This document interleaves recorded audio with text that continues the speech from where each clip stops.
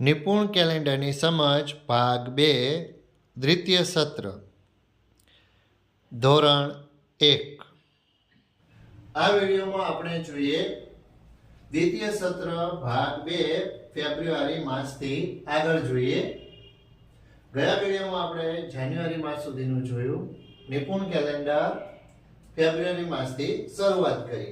તો ફેબ્રુઆરી માસની અંદર રેલવે પ્લેટફોર્મનું ચિત્ર આપ્યું છે, જેનાથી આપણે બાળકોને વાકેફ કરી શકીએ। રેલવે પ્લેટફોર્મ પર કઈ કઈ વસ્તુઓ હોય છે એના વિશે આપણે બાળકને માહિતી આપી શકીએ।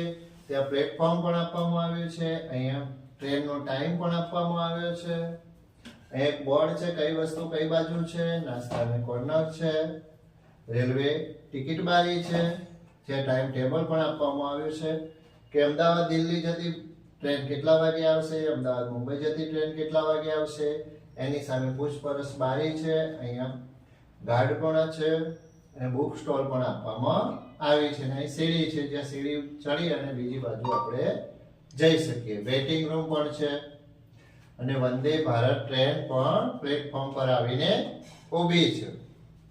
હવે આ માસની અંદર ફેબ્રુઆરી માસની અંદર બાળકો શીખશે ભ ય ધ ફ ઓ અને ઔ ત્યાં સુધી શીખશે। એની સાથે સાથે સમય અને ગુણાકાર, સમય અને ગુણાકાર પણ આ માસની અંદર શીખશે। અહીંયા શબ્દો પણ આપવામાં આવ્યા છે કે મોનસ, ગૌરવ, ભૈરવ, ભૂલ, ફૂલ, વીણા, યતિ, આળસુ, ઘર, અભય, રાધા, ફોરમ અને યાચક। અહીંયા વાક્યો છે કચરો કચરા પેટીમાં નાખો, સ્વચ્છ ગુજરાત સ્વચ્છ ભારત, ભોજન તૈયાર થાય છે, ફોરમ દોડતી આવે છે, મૌલિક રોટલો ખાય છે। નાસ્તા કોર્નર છે જેની અંદર નાસ્તામાં કઈ કઈ વસ્તુ છે, દાબેલી, બટાકા પૌવા, ગોટા, ચા કોફી, ગરમા ગરમ નાસ્તો। એ નાસ્તાનું ભાવપત્રક પણ આપ્યું છે અને બે કચરા પેટી પણ મૂકી છે। સૂકો કચરો આ કચરા પેટીમાં નાખવાનો છે, જ્યારે લીલી કચરા પેટીમાં બેનો કચરો નાખવાનો છે। કુલી પણ છે જે સામાન લઈ જાય છે। પૌવાના 25 રૂપિયા છે, ગોટાના 30 રૂપિયા છે, ચાના 10 રૂપિયા છે, કોફીના 10 અને મકાઈના પણ 10। પીવાનું પાણી છે તે ચાર્જિંગની પણ સુવિધા છે, જ્યાં મોબાઈલ ચાર્જ થઈ રહ્યા છે। હવે આ માસની અંદર વાલી મિત્રોએ પોતાના સંતાનને કેવા કેવા પ્રશ્નો પૂછી શકે તે જોઈએ।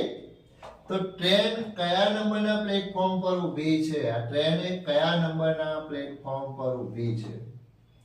2 સૂકા અને ભીના કચરા માટે કચરા પેટીના રંગો કયા કયા છે। આ બંને કલરો છે, આપણે બાળકને ઓળખ કરાવવી પડશે ને વાત કરીશું।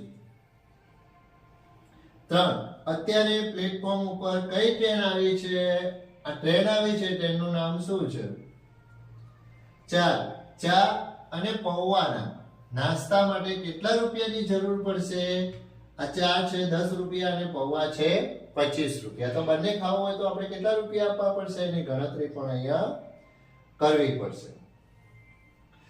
5 3 મકાઈ લેવા માટે કેટલા રૂપિયા ચૂકવવા પડશે, અહીંયા આપણે ગુણાકાર કરવો પડશે।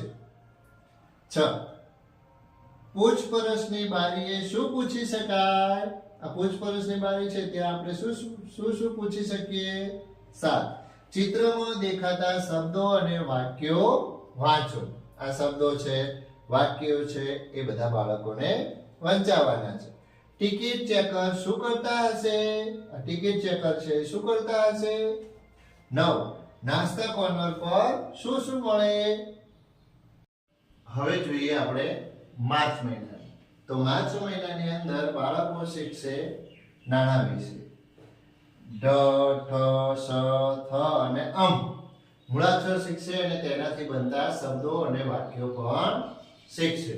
અહીંયા એક સરસ મજાનું દરિયા કિનારાનું ચિત્ર આપ્યું છે, એની અંદર નારિયેળ વાળો ભાઈ નારિયેળ વેચી રહ્યો છે। અહીંયા QR કોડનો ઉપયોગ થયો છે। અત્યારે ડિજિટલ પેમેન્ટ કરી શકાય તે માટે QR કોડ, અને QR કોડ ની નીચે લખ્યું છે એક નંગના 20 રૂપિયા, જે આપણે મોબાઈલથી પે પણ કરી શકીએ. રમકડા વેચવા વાળો ભાઈ છે એ પણ QR કોડ સાથે રાખે છે. જે રમકડા જેટલા રૂપિયાના છે એ પ્રમાણે એનો ભાવ ત્યાં લખેલો છે.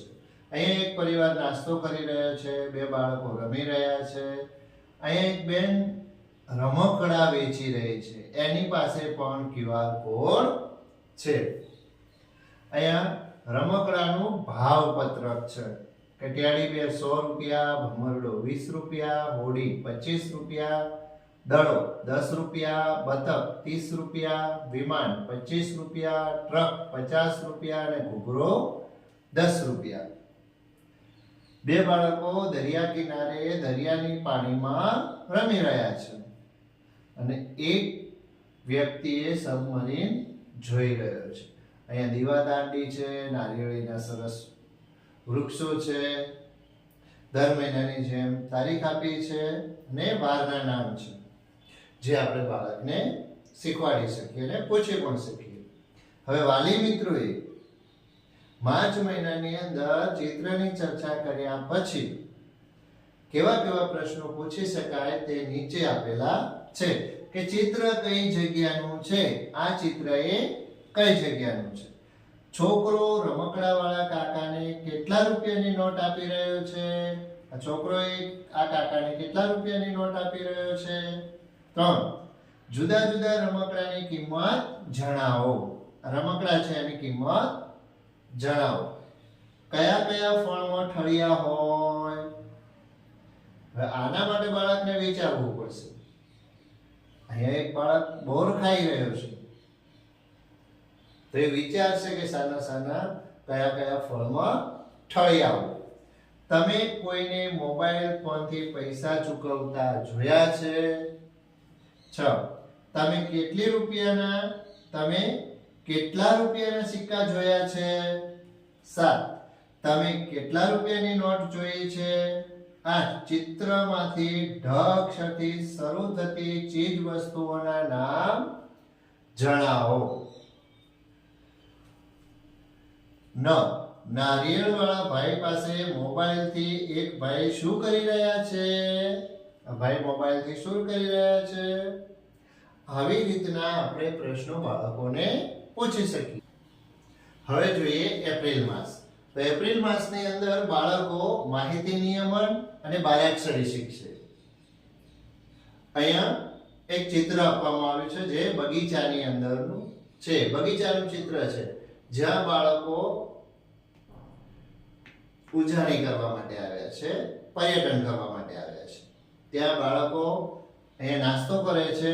તેમની પાસે ફૂલવડી છે, મૈસૂર પાક છે, સેવ છે, પૌવા છે, મોહનથાળ છે, ગુલાબ જાંબુ છે, ખીચડી છે, શીરો છે, ખાજા છે, ખમણ છે.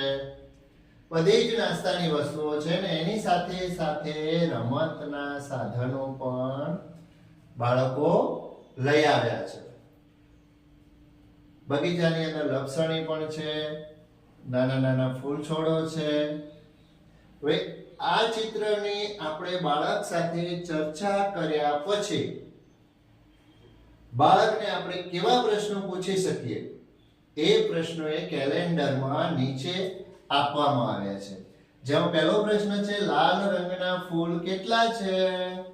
લાલ રંગના ફૂલ કેટલા છે? અહીંયા બાળકને ફૂલોની ગણતરી કરશે. 2. કયા રંગના ફૂલ સૌથી વધારે છે? બાળક ફૂલો અલગ અલગ રંગના ફૂલો ગણશે અને કયા રંગના ફૂલો વધારે છે આપણને કહેશે. 3. ચિત્રમાં દેખાતી ખાવાની વસ્તુઓના નામ બોલો. બાળક વસ્તુ જોશે, એના નામ વાંચશે અને બોલશે. 4. તમે વનભોજનમાં જાઓ તો ભોજનમાં શું લઈ જાઓ છો? 5. તમને ભાવતી વાનગી શેમાંથી બને છે? 6. આપણા ઘરમાં સૌથી ઓછા દાંત કોના મોઢામાં હોય છે? આના માટે બાળકને થોડું વિચારવું પડશે. વિચારીને બોલશે બાળક. ત્યાર પછી 7. ચિત્રમાં રમતગમતના કયા કયા સાધનો દેખાય છે? આ સાધનો છે એના નામ બોલવાના છે. દડો, ફૂલ રેકેટ, ફૂલ. 8. કઈ વાનગી આપણા ઘરમાં સૌથી વધુ વખત બને છે? 9. આપણા ઘરની આસપાસ સૌથી વધુ કયા રંગના ફૂલો ઉગે છે? હવે આપણે જોઈએ મે મહિનો. મે મહિનો એટલે ઉનાળો, વેકેશનની શરૂઆત. તો અહીંયા પણ ઉનાળો વેકેશનની શરૂઆત છે. તો મે મહિનાની અંદર બાળકે માત્ર પુનરાવર્તન જ કરવાનું બાકી હશે. તેને તમામ અભ્યાસક્રમ ધોરણ 1 નો પૂર્ણ થઈ ગયો હશે. અને મે મહિનાની અંદર જેટલા દિવસ સ્કૂલ ચાલુ હશે એટલા દિવસમાં એ શીખેલી વસ્તુનું પુનરાવર્તન કરશે. હવે અહીંયા ફોટો આપ્યો છે જેમાં ગુજરાતના ફરવાલાયક સ્થળો છે. એક પરિવાર ફરવા માટે જઈ રહ્યો છે. સ્ટેચ્યુ ઓફ યુનિટી છે, સ્વિમિંગ પુલનો છે, ગામડાનું ચિત્ર છે, બસ છે. ચિત્રની અંદર જોવાલાયક સ્થળો આપવામાં આવ્યા છે. હવે આ ચિત્રની ચર્ચા કર્યા પછી બાળકોને આપણે વાલી તરીકે કયો પ્રશ્ન પૂછી શકીએ એના માટે ચિત્ર કેલેન્ડરમાં નીચે આપેલું છે. નિપુણ કેલેન્ડરમાં નીચે પ્રશ્નો આપવામાં આવ્યા છે. તે પ્રશ્નો જોઈએ. એક, ચિત્રમાં કઈ કઈ જગ્યાઓ દેખાય છે? આ બધી જગ્યાઓના નામ કહે છે. તમને ક્યાં ફરવા જવું ખૂબ ગમે? 3, વેકેશનમાં તમે ક્યાં જાઓ છો? 4, આપણા કુટુંબમાં કુલ કેટલા સભ્યો છે? 5, 3-4 દિવસ ફરવા જઈએ તો કઈ કઈ વસ્તુ સાથે લઈ જવી પડે? 6, તમને કયા વાહનમાં બેસી ફરવા જવાનું ગમશે? 7, તમે છેલ્લે જે સ્થળે ફરવા ગયા હતા ત્યાં તમે શું શું જોયું હતું? 8, ચિત્રમાં દેખાતા ઘર અને આપણા ઘરમાં શું તફાવત છે? તમને ક્યાં નાવું સૌથી વધુ ગમે છે?